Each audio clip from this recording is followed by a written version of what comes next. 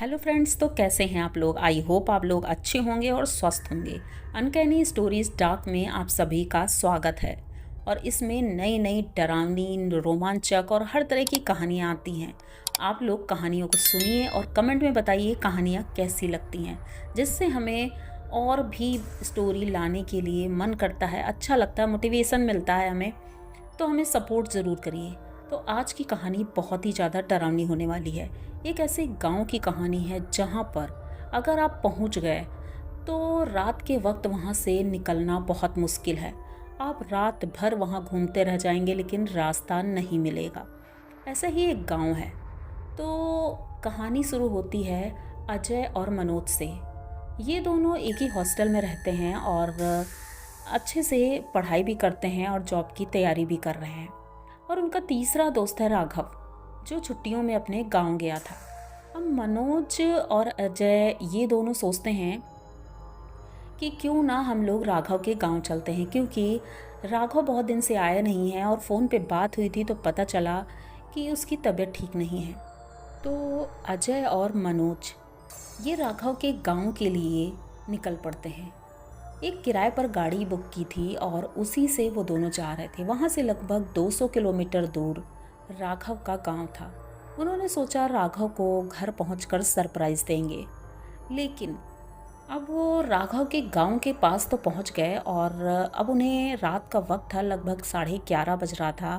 तो ड्राइवर को भी नींद आ रही थी। तो मनोज ने बोला कि यहीं पर एक चाय की दुकान है, पहले चाय पी लेते हैं उसके बाद चलते हैं। ये तीनों लोग पहुँचे चाय की दुकान पर। छोटी सी चाय की दुकान थी और इसलिए खोल रखी थी, रात के वक्त बड़ी गाड़ियाँ निकलती हैं तो कभी कभी चाय के लिए रुका करती थी।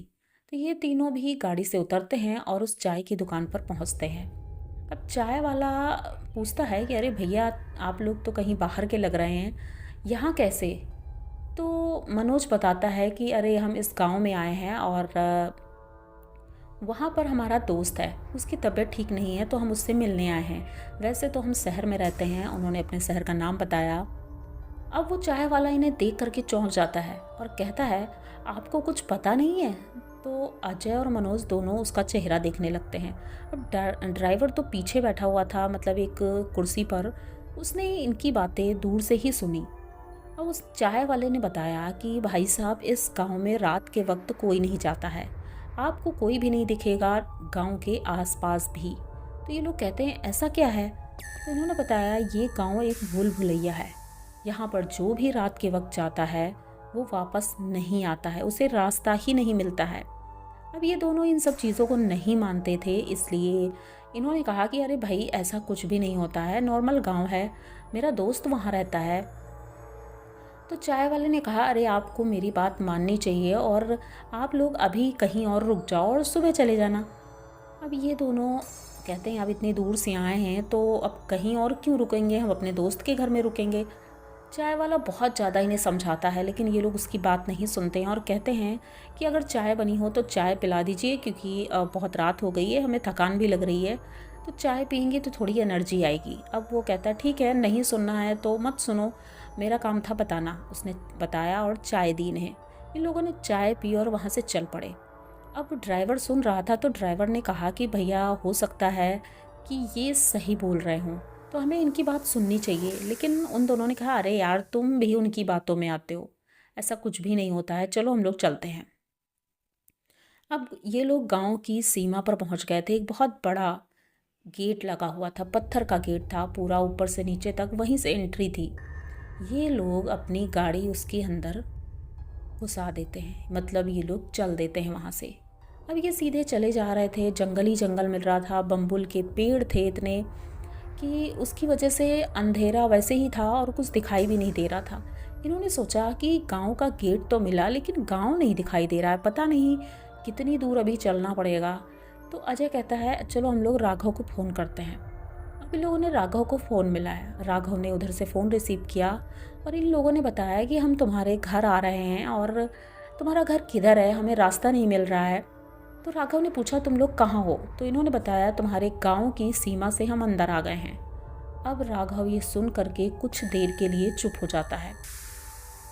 ये लोग हेलो हेलो करते हैं तो राघव फिर से अपनी मतलब जो तंद्रा से उठता है और कहता है कि तुम लोगों ने बहुत बड़ी गलती कर दी है, तुम्हें पहले फ़ोन करना चाहिए था।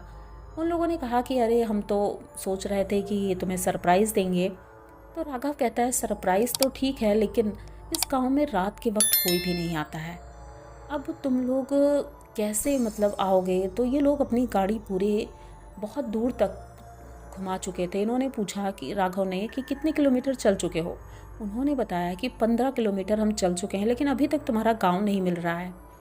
राघव कहता है कि गांव वहीं पर है, लेकिन ये भूल भुलैया गांव है, यहाँ पर तुम्हें इतनी आसानी से कुछ भी नहीं मिलेगा। और ठीक है, अच्छा मैं घर के बाहर ही बैठता हूँ और मैं तुम्हें रास्ता बताता हूँ। अब ये लोग कहते हैं ठीक है। अब ये सुनते हैं, वो बताता है कि ऐसा है, आप यहाँ से चलिए, सामने एक कुआं मिलेगा। उस कुएं के सामने एक पीपल का पेड़ है, उस पीपल के पेड़ से आप दाहिने मुड़ जाना और उधर से 3 घर छोड़ के चौथा घर मेरा ही है। ये लोग ऐसा ही करते हैं। अब आधी रात तो हो चुकी थी, उस वक्त लगभग 2:30 बज रहा था और ये लोग वहाँ पहुँचे थे 11 बजे। मतलब 11 से 3 बजे तक ये लोग उसी गांव में घूम रहे थे। अब 3 बजे ये लोग उन्हीं के बताए हुए रास्ते से जैसे ही पहुँचते हैं तो 3 घर वाकई में दिखाई देते हैं और ये लोग चौथे घर के पास खड़े होते हैं। वहाँ देखते हैं तो राघव घर के बाहर ही बैठा मिलता है। ये लोग आश्चर्यचकित थे कि इतनी देर से हम लोग घूम रहे हैं, कोई घर नहीं दिखाई दिया, पर ये कैसे हुआ? तो राघव कहता है ये मुझे पता है कि किस तरह आया जाता है, लेकिन यहाँ पर कोई भी रात के वक्त नहीं आता है और अब तुम लोग यहाँ से रात के वक्त जा भी नहीं सकते हो, इसलिए अभी यहाँ पर रुको, उसके बाद सुबह ही देखते हैं क्या होगा। अब ये तीनों लोग अंदर जाते हैं और राघव के हालचाल लेते हैं। राघव की तबीयत अभी ठीक नहीं थी, इसलिए उनकी मम्मी पापा सभी लोग वहीं पर बैठे हुए थे, क्योंकि इतनी देर हो ही गई थी, 2 घंटे बाद सुबह भी हो जानी थी। तो सभी लोग वेट करते हैं, थोड़ी देर ये लोग रेस्ट भी करते हैं। सुबह होती है, लगभग 7 बजे ये लोग उठते हैं। अब राघव इन्हें पूरी बात बताता है। कहता है कि इस गांव में किसी का श्राप है। बहुत सालों पहले एक साधु थे, मुनि थे, जो यहाँ बगीचे में तपस्या किया करते थे। बहुत बड़ा बगीचा है आम का, वहीं पर वो तपस्या करते थे। लेकिन कहते हैं एक बार उनकी तपस्या किसी ने भंग कर दी और जिसने भंग की वो गांव का प्रधान था। तो उन साधु ने उन्हें श्राप दिया था कि आज के बाद तुम्हारे गांव में कोई भी नहीं आएगा। तो ये कहते हैं ऐसा कैसे हो सकता है, गांव में कोई कैसे नहीं आएगा? तो उन्होंने कहा आएगा ज़रूर, लेकिन घर तक नहीं पहुंच पाएगा। रात के वक्त जो भी आएगा वो भूल जाएगा घर का रास्ता, तुम्हारे घर तक नहीं पहुंच पाएगा। उस दिन के बाद से वो साधु तो पता नहीं कहाँ चले गए, लेकिन लोगों का कहना है कि इस गांव में आज भी वही चीज़ है, कोई भी रात के वक्त घर नहीं आता है। अब ये बातें अजय और मनोज सुन रहे थे, उन्हें तो विश्वास ही नहीं हो रहा था कि आज के समय में भी ये सारी चीज़ें होती हैं। राघव थोड़ा सा बेटर फील कर रहा था क्योंकि फ्रेंड्स आए थे, तो वो सुबह बाहर घूमने के लिए निकलते हैं, खेत घूमते हैं, सब जगह घूमते हैं, उसके बाद अपने घर वापस आते हैं। अब ये लोग कहते हैं ठीक है, अब हमें जाना होगा क्योंकि क्लासेस चल रही हैं और तुम्हारी जब तबीयत ठीक हो तब तुम आ जाना। राघव कहता है ठीक है। ये लोग सुबह ही वहाँ से निकल लेते हैं क्योंकि रात होने से पहले इन्हें गांव से बाहर जाना था, वरना फिर से ये गांव में भटक जाते। अब ये वहाँ से निकल रहे थे, तभी राघव इनसे कहता है कि अगर गांव का कोई भी आदमी तुम्हें रास्ते में मिलता है तो तुम उससे बात मत करना। तो ये पूछते हैं क्यों? तो कहते हैं बस ऐसे ही। अब वो डराना शायद नहीं चाहता था। ये लोग गांव के रास्ते से निकले, दोपहर का लगभग 12 बज चुका था। ये लोग निकले और कहते हैं गांव में दोपहर के वक्त अगर कोई भी निकलता है 12 से 2 के बीच में तो उसके साथ ऐसी घटनाएं होती हैं। अब ये गांव के रास्ते से होते हुए निकल रहे थे बाहर, बम्बुल के इतने पेड़ मिले जो कि रात में भी मिले थे। तभी वहाँ पर इन्हें औरत दिखाई पड़ती है एक, जो कि फटे हल कपड़े में थी और उसके बाल बहुत बड़े बड़े थे। वो चली जा रही थी आगे आगे। इन्होंने देखा कि उसके साथ में एक बच्चा भी है, लेकिन जब ये उसके करीब पहुँचने वाले थे तो इन्होंने देखा कि वो बच्चा नहीं लग रहा था, वो एक आदमी लग रहा था, मतलब उसकी दाढ़ी भी थी। ये बहुत आश्चर्यचकित करने वाली बात थी। अब ये उसके पास जैसे ही पहुंचते हैं तो वो अपने बच्चे को गोद में ले लेती है और इनसे लिफ्ट मांगती है। तो ये लोग कहते हैं कि भाई हम तो रोड तक ही जाएंगे आपको लेकर, क्योंकि हमें तो शहर की तरफ जाना है, आप कहाँ जाएंगी? तो वो कहती है कि हमें बस आगे चौराहे तक हमें छोड़ देना। तो ये लोग कहते हैं चलो ठीक है, औरत है, इसे लिफ्ट दे देते हैं। पीछे गाड़ी में बिठालते हैं और चल देते हैं। अब ये लोग आपस में बात कर रहे थे, पीछे मनोज बैठा था, उसके बगल में ही वो औरत बैठी थी। तीनों लोग बात कर रहे थे, वो औरत एक किनारे बैठी हुई थी। कुछ देर बाद वो कहती है कि यहीं पर मुझे उतार दो। ये लोग गाड़ी रोकते हैं, उसे उतारते हैं और जब चलने लगते हैं तो उसका कुछ सामान था, एक झोला रखा था गाड़ी में। तो अब मनोज देखता है, अरे उसका झोला तो यहीं रह गया। अब ये पीछे मुड़ते हैं, दूर दूर तक कोई भी दिखाई नहीं दे रहा था। इन्हें विश्वास नहीं होता है, ऐसा कैसे हो सकता है। और जब ये झोला देखते हैं, उस झोले के अंदर अजीब तरह सी हड्डियाँ और लकड़ी के टुकड़े, मतलब कुछ समझ नहीं आ रहा था क्या है उसके अंदर। हड्डियाँ तो समझ में आ रही थी, पर लकड़ी के टुकड़े क्यों थे, ये चीज़ें ये नहीं समझ पा रहे थे। मनोज ने वो झोला उठाया और बाहर ही फेंक दिया और काफ़ी देर वहाँ खड़े रहकर ये देख रहे थे कि वो औरत आखिर गई कहाँ, क्योंकि कोई रास्ता दिख नहीं रहा था जिससे कि वो जा सकती थी। बम्बुल के पेड़ों के कांटे इतने मतलब कटीले होते हैं कि वहाँ से निकलना बहुत मुश्किल होता है। छोटे छोटे पेड़ थे वो, तो वहाँ से वो औरत कैसे जा सकती है।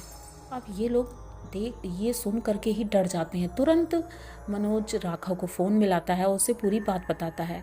राघव कहता है इसीलिए मैंने कहा था गांव का कोई भी व्यक्ति मिले उससे बात मत करना। अब ये लोग चौंक जाते हैं और पूछते हैं ऐसा क्यों, वो कौन थी?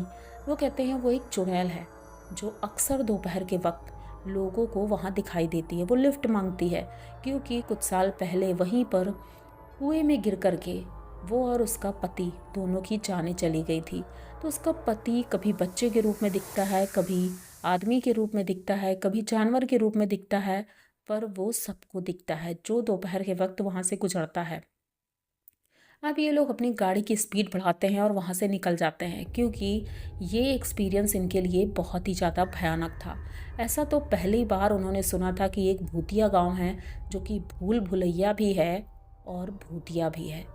ये बहुत ही ज़्यादा डरावना था। उसके बाद तो ये लोग कभी भी राघव के गांव नहीं गए और राघव की तबीयत जब ठीक हो गई तो राघव आता है हॉस्टल और फिर इन्हें बताता है कि हमारे गांव में ये चीज़ें सालों से हैं और मुझे पता है अच्छे से, इसीलिए मैं नहीं चाहता था कि तुम लोग वहाँ आओ, क्योंकि तुम लोग इन सब चीज़ों को मानते नहीं हो और मैं नहीं चाहता था तुम्हारे साथ कुछ गलत हो। लेकिन अच्छा हुआ कि इन दोनों के साथ ऐसा कुछ भी नहीं हुआ था और ये लोग सही सलामत वापस आ गए थे।